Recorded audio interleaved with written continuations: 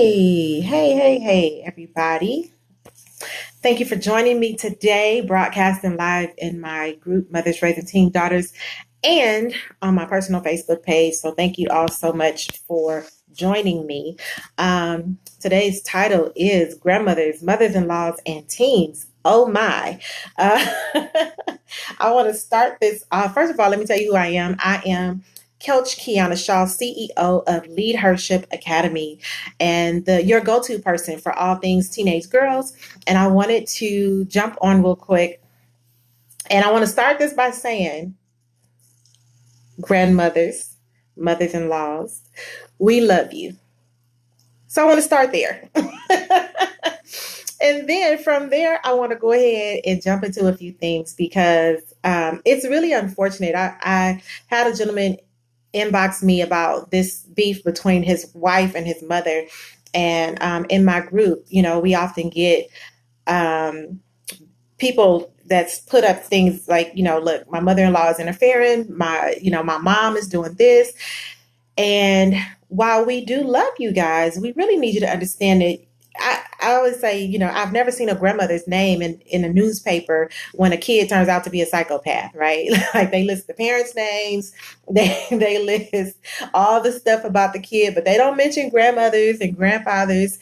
And so we have to set boundaries, and it's okay to do so. But I think how we do it, why we do it, being clear, all make a difference. And so, for grandmothers, I want to first tell you, trust what you've put into your kids and trust that they will give that to their kids. I made a joke a little while ago, a couple of years ago, and I recycle it on Facebook because I think that one of the reasons that parents don't want their children whooping their grandchildren is because they realize that what they were doing was abuse. Right. And so, everyone was like, that's so true. That's so true.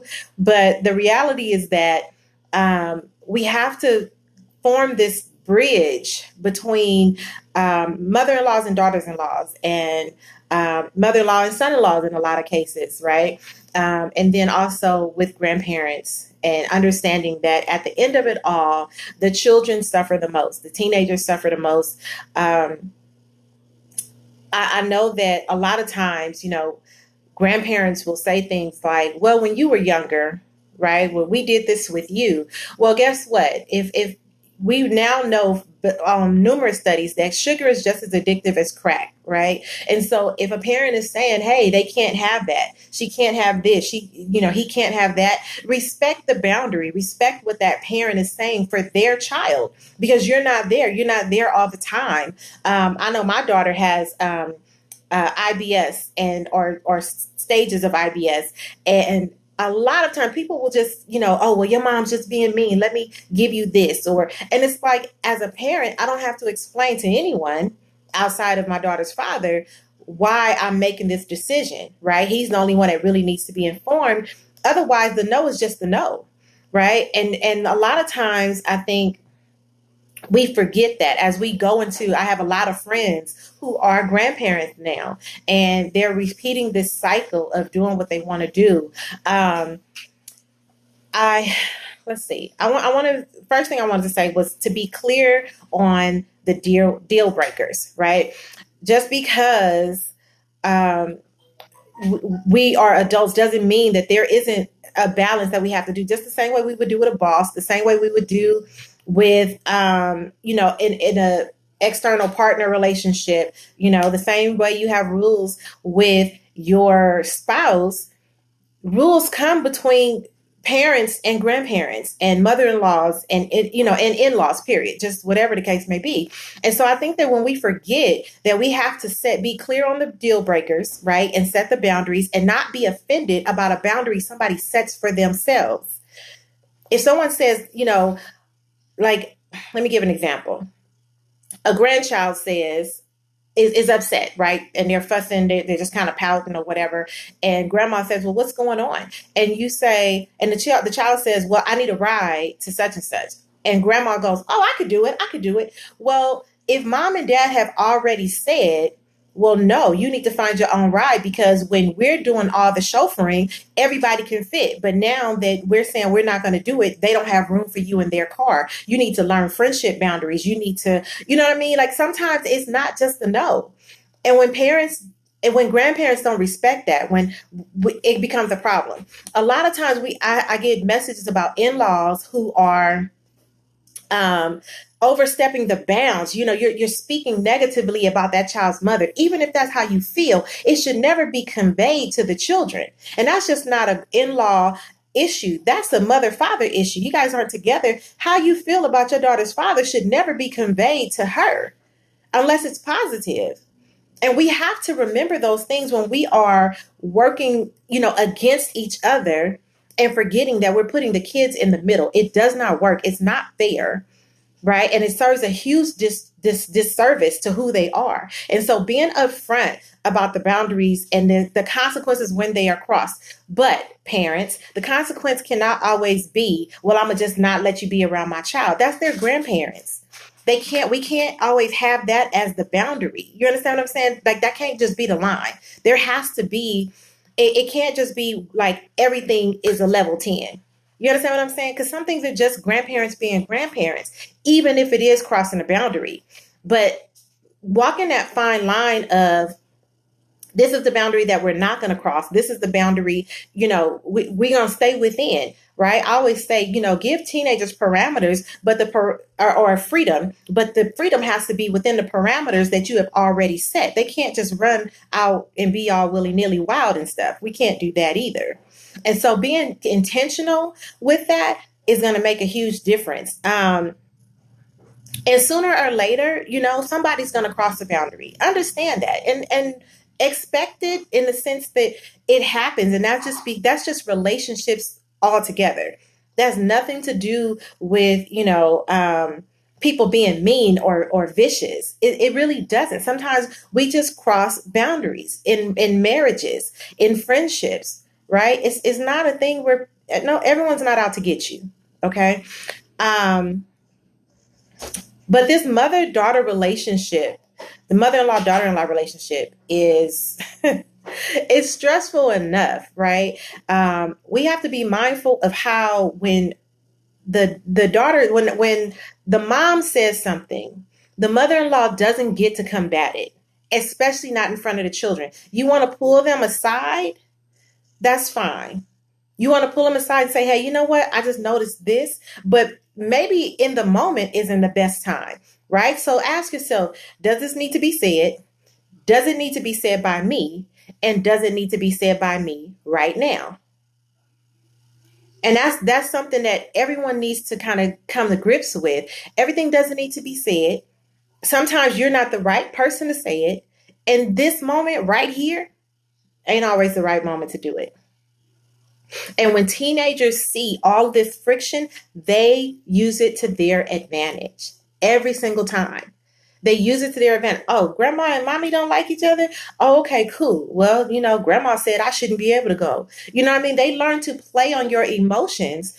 And so because there's no united front anywhere, there is dissension in your household. And listen, moms, your household is the one that has to be protected at all times. And that's just not against, this mother-in-law or these grandparents. You're asking your husband to pick a side. He don't see everything that you see. He's not looking at his mom as this vicious person that you see her as, right? So stop asking him to walk away from the woman he has loved all his life, right? Don't ask him to be in that position of, I got to choose between the woman I've loved all my life and the woman I want to love for the rest of my life. That's not fair. And so when we set boundaries, we understand where the other person is coming from. We start to look at things a little differently. We set the boundaries, we're clear on the expectations, and then we say, okay, is she really just being a jerk, or am I taking it personal? Can I self-assess myself for the benefit of my husband and my kids? Can I self-assess me? Maybe I'm just taking everything too personal. Maybe this is a trigger from my own relationship with my own mother. Maybe this is a trigger for her, right? her son is no longer able to cater to her 24/7. So maybe it don't have nothing to do with me. Maybe it's just they need to work on their relationship. Maybe it's just I need to remind him to send his mom flowers out the blue so that she don't feel threatened all the time. Maybe it's just the simple things that we have to be mindful about. And it's okay to go, oh, you know what? I'm first in his life every day. Sometimes his mom is going to need to take the front seat. No problem. That shouldn't take away from your relationship. Even if she doesn't like you, that doesn't mean you don't encourage him to send her a card. It doesn't mean that you don't encourage him to send flowers, to go pick her up, to take the kids over there so that she can have some uninterrupted time. And at the same time, grandma, mother-in-law, remembering that you have to respect that woman, respect his wife. Because when all this disrespect and all this dissension is going on, the teenagers run wild. And when I talk to teenagers, I ask them, I do a stress management exercise with them. It's one of the workshops. And can I tell y'all that every time I do this workshop, I always ask the kids to list their top 5 stressors. Number 1 is always, and I don't mean 90% of the time, I'm talking 100% of the time, their number 1 stressor are their parents fighting in the home. Number 2 is just fighting in the home across the board. So that includes grandparents. Do y'all understand that? Do y'all understand y'all stressing y'all teenagers out? We have to be mindful about how we handle it. We have to give it, we have to sit back and consider, how are we playing a role in this? How can we make it better? Even if it means that we don't get to win all the time. And I said this in a workshop, and the mom was like, wow, okay. My daughter's father and I, we're not together. A win for me is only a win if she wins, if my daughter wins. If I win, but my daughter loses in the process, that's not a win for me. It's only a win when she is winning. Because I can take a L. But if she's winning, great. If she's winning, perfect. And we have to look at it like that. It's not always about you. What's the bigger picture? Is your child going to feel neglected? Is your child going to feel like I have to choose between grandma and mommy? And I rarely use father-in-law, daughter-in-law situations, because that's usually not a problem that I've encountered. But it is an issue when we stop assessing ourselves and figuring out how we're playing a role in the situation. Another thing, if I could just say this, be okay with everybody not approving you. Your mother-in-law, your own mother, right? Your own parents. Sometimes it's just, you just have to be okay without their approval. Everybody has a right to be an idiot. They have a right not to like you for absolutely no reason. They have a right to go, oh, it's something about your vibe, something about your spirit, whatever the case may be. They have that right. And you don't get to fix that for them. All you get to do is go, oh, okay, have a great day. Be mindful and be nice anyway. I'm not saying that you have to go, oh, well, mom, I'm not saying that. You don't have to call your in-laws mom and dad. And I'm not saying kiss butt. I'm saying be mindful of your interaction. Somebody got to represent Jesus. It may as well be you. It may as well be you. And you have to avoid stooping to her level, whatever the level is. And that includes mother-in-laws avoiding stooping to the level of the daughter-in-law as well. You have to avoid that, because in an attempt to fight fire with fire, everybody burns up. The whole house is ablaze and everybody going, well, I was right. So we don't have no place to live. And if you are in a situation where you need to move in with your mother-in-law, or if you're in a situation where you need to move in with your daughter-in-law, you don't want to have to be worried about how they're going to treat you. Sometimes you just need to back out of it, mom-in-laws, grandmas. Sometimes you just need to back out and let them handle their kids. Trust what you've put in them and let them raise their own kids. But firm boundaries is a must. And that's just people across the board. Firm boundaries are a must. We have to do that. Have a conversation about your specific needs with your spouse before you go addressing his mama. Have a conversation with him about your specific needs, your specific desires. It can't just be well, I just feel like she's doing this. I feel your feeling is not tangible. What has she done? Stick to the facts.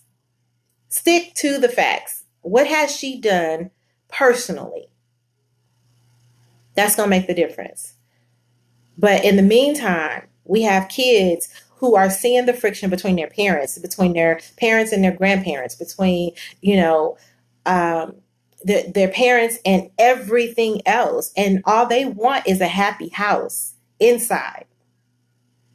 And we're not giving that to them for whatever reason. But I have to go because I got to get on at 1 o'clock. So I just wanted to pop in, though. I am Coach Kiana Shaw, CEO of Leadership Academy. Thank you so much, all of you, for joining. If you just joined, go ahead and take a look at the replay. And I'll pop on between tonight and tomorrow. See y'all later. Bye.